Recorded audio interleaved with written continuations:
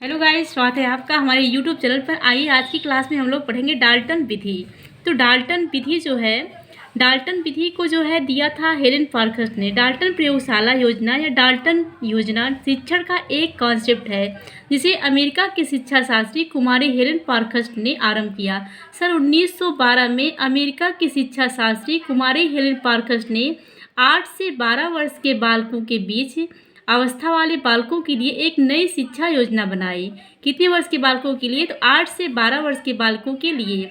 यह जो है डाल्टन विधि के जो है जनक कौन माने जाते हैं? कुमारी हेलेन पार्खस। और इन्होंने इसका आरंभ कब किया था? तो 1912 में। ये अमेरिका की शिक्षा शास्त्री थी और इन्होंने जो है 8 से 12 वर्ष के बालकों के बीच जो है 12 वर्ष के बीच की अवस्था वाले बालकों के लिए एक नई शिक्षा योजना बनाई। डाल्टन योजना में बाल केंद्रित शिक्षा के सिद्धांत को स्वीकार किया गया है। इस योजना में शिक्षण तो गौण होता है किंतु बालक की क्रियाओं को प्रधानता दी जाती है। इस योजना में बालक के साथ एक समझौता किया जाता है जिसके अनुसार बालक को एक निश्चित समय में निश्चित कार्य संपन्न करना होता है। बालक को कार्य को संपन्न करने के लिए सभी प्रकार की सुविधाएं प्रदान की जाती हैं तथा कार्य करने की स्वतंत्रता दी जाती है। डाल्टन योजना का उद्देश्य। डाल्टन योजना का उद्देश्य संरचनात्मक उद्देश्य है। यह एक प्रकार से ऐसी सरल और मितव्ययी विधि प्रस्तुत करती है जिसके द्वारा विद्यालय समग्र रूप से समाज के सादृश्य कार्य करता है। इसका निष्कर्ष है कि डाल्टन विधि जो है यह बाल केंद्रित शिक्षा के सिद्धांत पर तथा स्वशिक्षा के सिद्धांत, स्वतंत्रता के सिद्धांत, सामाजिक संबंधों के सिद्धांत और रुचि के सिद्धांत तथा आत्मविश्वास के सिद्धांत पर आधारित है। तो ये है डाल्टन विधि। और डाल्टन विधि का जो है प्रयोजन जो है सबसे पहले किसने डाल्टन विधि के जो है जनक किसे माना जाता है? तो कुमारी हेलेन पार्खस के।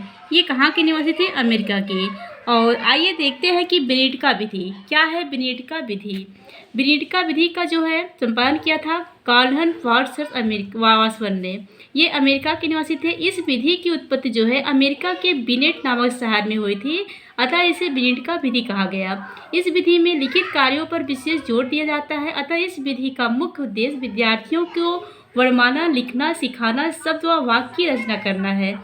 इस विधि में अध्यापक विद्यार्थियों को लिखित रूप में कार्य प्रदान करते हैं जिसे विद्यार्थियों को निश्चित विधि में पूरा करना होता है। यह पद्धति माध्यमिक शिक्षा के स्तर पर प्रयुक्त की गई, प्राथमिक शिक्षा के स्तर पर प्रयुक्त की गई। यह बच्चों के सामाजिक विकास पर जोर देता है। छात्र अपनी गति से सीख कर स्वयं अपनी परीक्षा लेता है।